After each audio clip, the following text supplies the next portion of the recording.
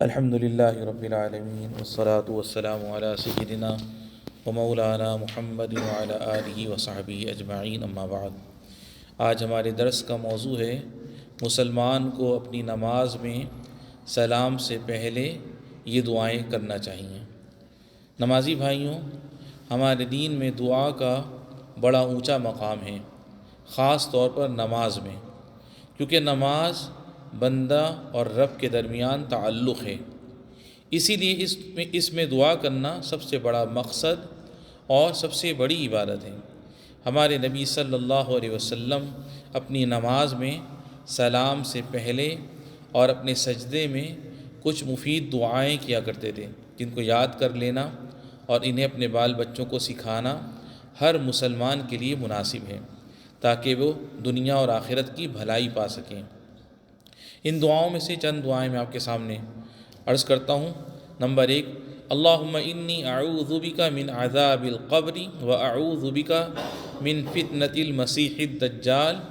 واعوذ بک من فتنة المحیا وفتنة الممات اللہم انی اعوذ بک من المأثم والمغرم، یعنی اے اللہ،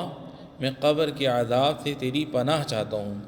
مسیح دجال کے فتنے سے تیری پناہ چاہتا ہوں، زندگی کے فتنے سے اور موت کے فتنے سے تیری پناہ چاہتا ہوں۔ اے اللہ، میں گناہ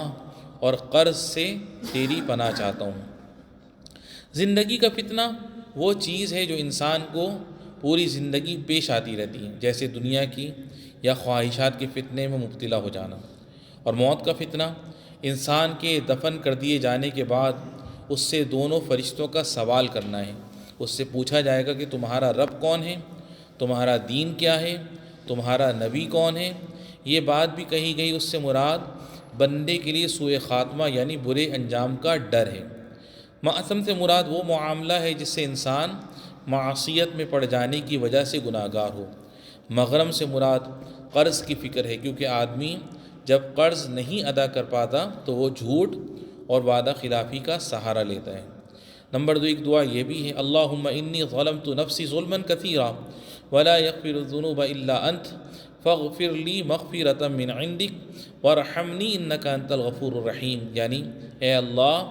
میں نے گناہ کر کے اپنے اوپر بہت ظلم کیا ہے، تیرے سوا کوئی گناہوں کو بخشنے والا نہیں، تو اپنی طرف سے مجھے بخش دے اور میرے اوپر رحم فرما، یقیناً تو ہی بخشنے والا اور رحم کرنے والا ہے۔ یہ دعا نبی کریم صلی اللہ علیہ وسلم نے حضرت ابو بکر صدیق رضی اللہ عنہ کو اس وقت سکھائی دی جب انہوں نے آپ صلی اللہ علیہ وسلم سے اپنی نماز میں پڑھنے کے لیے کوئی دعا سکھانے کو کہا تھا۔ نمبر 3، ایک دعا یہ بھی ہے، اللہم انی اعوذ بک من شر ما عملت ومن شر ما لم اعمل، یعنی اے اللہ، میں نے جو گناہ کر لیا ہے اس کی برائی سے تیری پناہ چاہتا ہوں، اور جو نیکی نہیں کی ہے اس کی برائی سے تیری پناہ چاہتا ہوں۔ اپنی موت سے پہلے،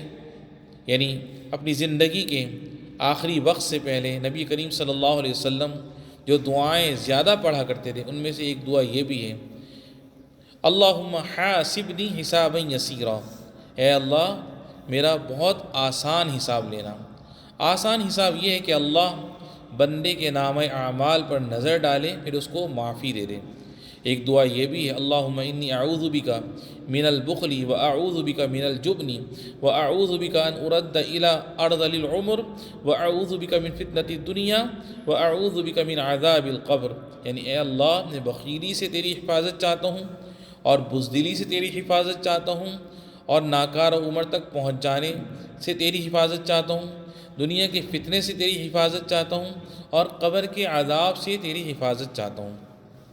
رسول اللہ صلی اللہ علیہ وسلم یہ دعا صحابہ رضوان اللہ تعالیٰ علیہم اجمعین کو اس طرح سکھاتے تھے جیسے لکھنا سکھایا جاتا ہے، تاکہ یہ اچھی طرح یاد ہو جائے اور بھولی نہ جا سکے۔ حضرت سعد بن ابی وقاص رضی اللہ عنہ یہ کلمات اپنی اولاد کو سکھایا کرتے تھے۔ بخل یہ ہے کہ آدمی پر جو حق واجب ہے اسے روک لے اور ادا نہ کرے، اور جبن یعنی بزدلی یہ ہے کہ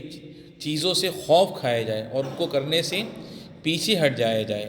یہ شجاعت بہادری کے خلاف ہے۔ آپ صلی اللہ علیہ وسلم بزدلی اور بخیلی سے اس لیے اللہ کی حفاظت مانگتے تھے کہ ان دونوں کی وجہ سے آدمی